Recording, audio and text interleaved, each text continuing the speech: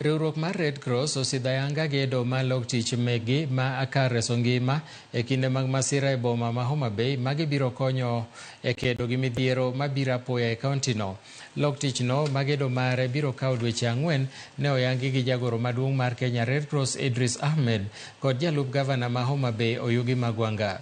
Ahmed owacho ni kaunti ma Homa Bay en achiel kuom kauntis mayudo masiche ahinya to mago ula e kinde ma koth chwe mang'eny e pacho ka, kendo gedo mar lok tich makamano biro konyogi tiyo mayot e kedo gi masiche mabiro apoya.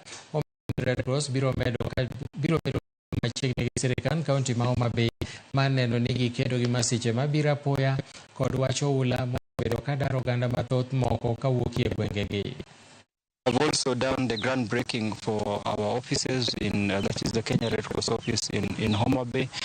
For many years we've operated through spaces that have been granted to us by the national government and the county government.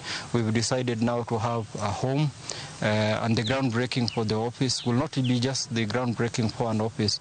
It will end up housing the Kenya Red Cross complex in Homa Bay. Ndalo mang'eny wasebedo ka masiche oyudore to yudo ka gik moko kuonde ka Kisumu, Nairobi, koro seche mikonyogo japiny bedo mochwalore matin.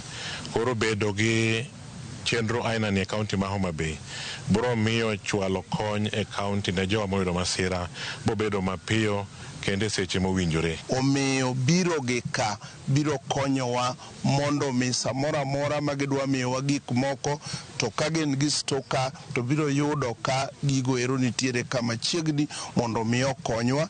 Giwacho bende ni gidwa gero rescue center makadiponi ni wan gi tabu mar pi to bende ginyalo konyowae.